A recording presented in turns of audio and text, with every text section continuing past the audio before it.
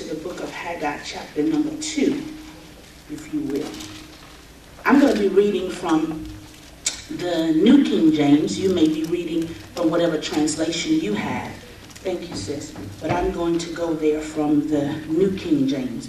And it reads along these lines. It says, "In the 7th month of the 21st day of the month, the word of the Lord came by Haggai the prophet, saying, Speak to Zerubbabel, the son of Shealtiel, governor of Judah, and to Joshua, the son of Jehozadak, the high priest, and to the remnant of the people, saying, Who is left among you who saw this temple in its former glory? And how do you see it now? In comparison with it, it is not in your eyes as nothing." Let me say this again. In comparison with it, is this not in your eyes as nothing? Yet now be strong. Let me keep going. It says now, "Yet now, Zerubbabel, says the Lord, and be strong, Joshua, son of Jehozadak, the high priest, and be strong, all of you of the land, says the Lord, and work, for I am with you, says the Lord." Now, he says, be strong, and then he reminds him that he's still with him. He says, now, don't with you, because he says that now, lo, I am with you always. And then the text continues on, and it says, and even if you make your bed in the abyss, he says, I'm there. So it's never a time that we should be deceived by circumstances, vicissitudes, or challenges of the day to think that God is not there and he's not concerned. He says now, the prophet reminds him, he says, I work because I am what? With you. All right, let me keep going. According to the word that I have covenanted it with you when you came out of Egypt, and my spirit remains among you. Do not fear, for thus says the Lord of hosts, once more, it is as a little while I will shake heaven, earth, the sea, and dry land, and I will shake all nations, and they shall come to the desire of all nations, and I will fill this temple with glory, says the Lord of hosts. The silver is mine, the gold is mine, says the Lord. The glory of the latter house shall be greater than the former, says the Lord of hosts. And in this place I will give peace, says the Lord of hosts. He closes by saying, watch this now, he says, the glory of the latter temple or house shall be greater than the former, says the Lord of hosts. That's prophetic certainty there that we know emphatically without any doubt in our mind that it shall be what he said it would be, because he's a God that he cannot lie and he will never be made ashamed of. So he says now emphatically, look back, he says the glory of this latter temple shall be greater than the former, says the Lord, and in this place I will give peace, says the Lord of hosts. Why does he say I'll give peace? Because anytime you have shaking going on and chaos going on around you, you need peace.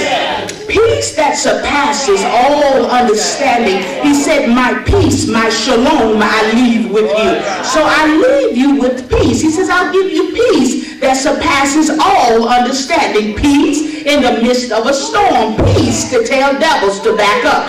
Peace to come in and say, you can't go any further. I see everything around me being taken by the hand of the enemy. But is it the enemy or is it God?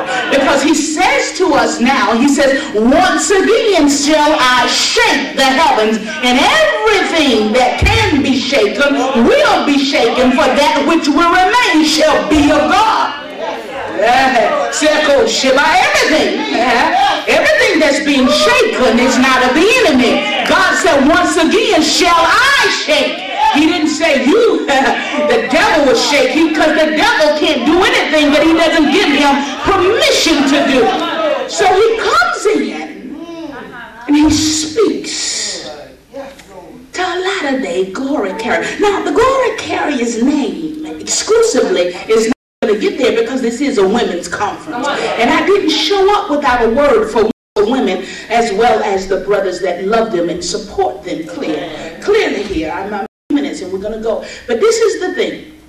He comes in and he speaks to a people that have been exiled in Babylon. Now they have been here for 70 some odd years. And anytime you've been fighting for 70 years, believing God for something a long, long time, 70 years is a long time. You had a lot of losses in 70 years. Had people walk off and leave you. People die. Circumstances change. Fickle people come back around within 70 years. But then the people that looked like they were doing good within 70 years, they've had the opportunity to walk off as well. Then you have things that just happen and natural disasters take place in 70 years. It's a long time. You lose hair, you gain hair, you lose weight, and you go back down again in 70 years. But you still, yet and still, you're fighting and fighting the vicissitudes and the challenges of the day. They said, who are we and what are we to believe? Because everything I was hoping for, that I knew that God promised me,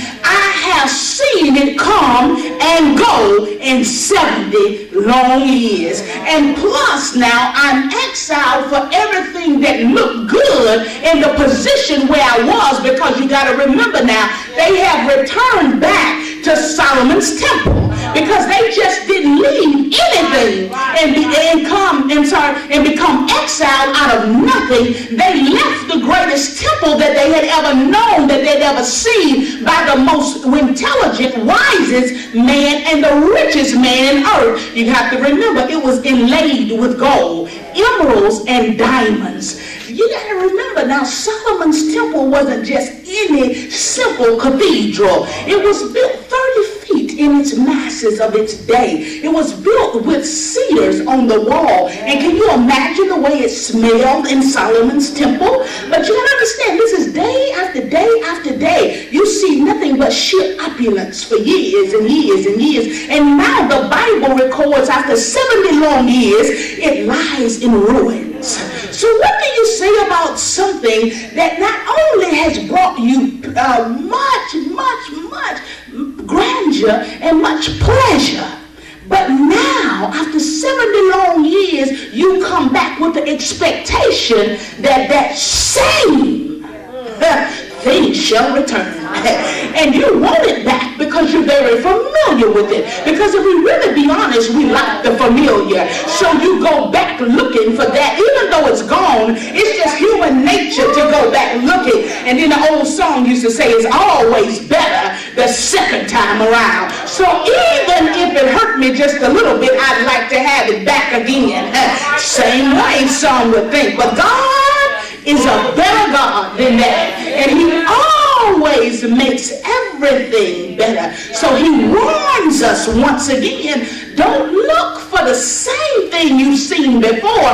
But the men were crying out, and they watch them now. The men are crying, and they're crying. Why? Because old men in 70 years, they just want to see the temple rebuilt, want to see the vision, because he tells them to go. So if God's going to be with you, you know one thing about men, they don't like to lose at all. They always like to be in the business of winning. But one thing about a woman is this right here. If a man's going to really get it all accomplished, he needs a woman by his side to make sure it's happening. So men hate to lose. Women sometimes are just as progressive, and they are just as motivated by accomplishing the assignment that God has set them out to do.